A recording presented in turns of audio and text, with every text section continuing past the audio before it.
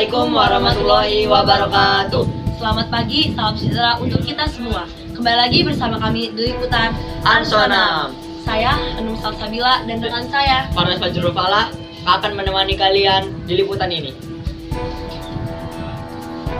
Di pagi yang cerah ini, kami akan membahas sosok yang sangat penting bagi negeri kami. Beliau lahir di Pacitan, Jawa Timur pada tanggal 9 November 1949. Dan ternyata ya beliau ini mempunyai hobi melukis dan menciptakan lagu. Beliau juga dikenal sebagai Bapak Perdamaian. Yaitu Bapak Presiden kita yang ke-6, yaitu Bapak Susilo Bambang Yudhoyono atau yang biasa disebut SBY. Dan Presiden ke-6 Susilo Bambang Yudhoyono sebagai Bapak Perdamaian. Staf khusus Menteri Sekretaris Negara Valdo Maldini mengatakan tidak ada momentum khusus dalam publikasi julukan dari mantan-mantan Presiden Indonesia.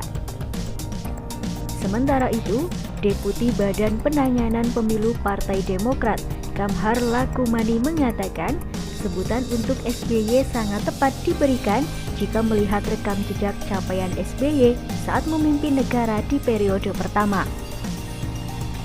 SBY menyelesaikan sejumlah konflik horizontal di berbagai daerah seperti konflik di Poso, Aceh, dan Papua.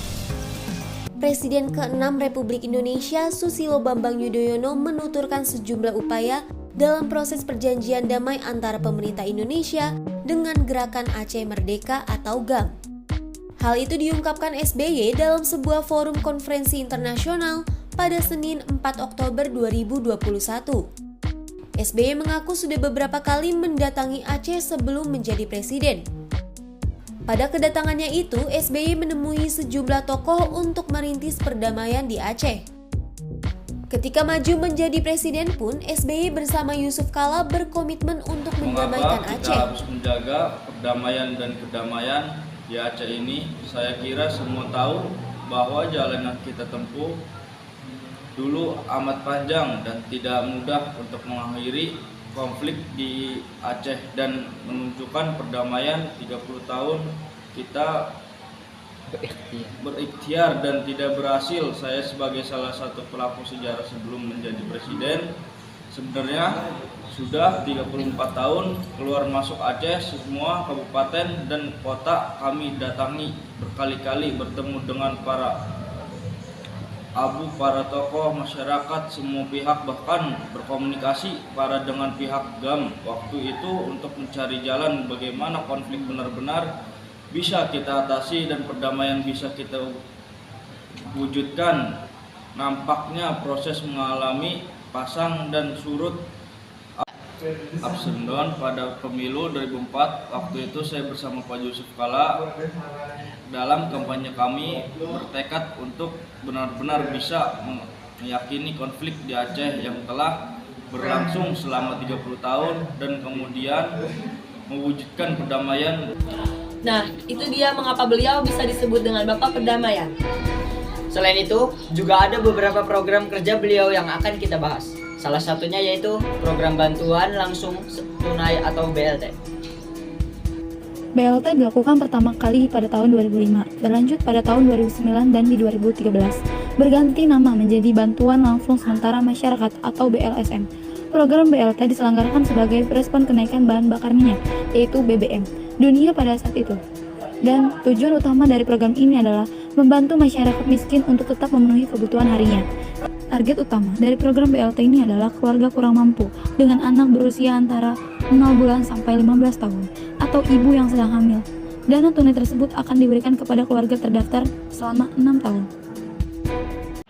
Selamat siang, dengan saya Nabila di sini mengabarkan bagaimana reaksi salah satu warga yang mendapatkan bantuan berupa BLT dari pemerintah setempat. Jadi kita simak. Di sini ada Bapak Fatullah yang salah satu warga yang menerima bantuan BLT. Jadi bagaimana pendapatnya Pak? Saya selaku masyarakat yang menerima BLT cukup membantu untuk ekonomi saya. Oke baik, terus bagaimana cara mendapatkan bantuan BLT tersebut? Para warga desa bisa mengambilnya di kantor kepala desa dan akan dipanggil satu atau dua sesuai gilirannya. Terus kriteria khusus untuk mendapatkan bantuan BLT tersebut itu apa aja sih, Pak? Karena saya memenuhi kriteria masyarakat. Lalu apa saja sih kriteria yang memenuhi persyaratan BLT? Karena saya memenuhi kriteria persyaratan BLT berupa KPS, terus saya tidak mampu. Lalu apa saja sih kriteria yang masuk yang memenuhi persyaratan BLT? Kriterianya persyaratan BLT seperti KPS, terus penghasilan rendah. Oke, terus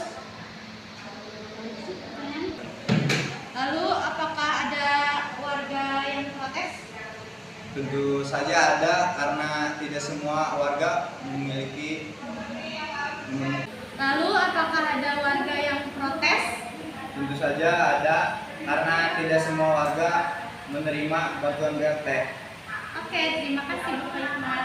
Yang dari saya kembali ke liputan 6. Wah, keren sekali ya Bapak SBY ini. Dengan adanya program BLT, banyak masyarakat yang terbantu. Betul sekali. Dan juga di era Presiden ke-6 ini di Indonesia mampu melunasi utang pada IMF. Staf khusus Menteri Keuangan bidang komunikasi strategis Justinus Prastowo mengatakan Indonesia tidak termasuk pasien atau daftar negara yang antre untuk meminta pertolongan IMF. Utang luar negeri Indonesia ke IMF disebut sudah dilunasi pada Oktober 2006. Pemerintah tidak berutang lagi ke IMF. Pelunasan pada era Pak SBY atau Susilo Bambang Yudhoyono, kata Justinus.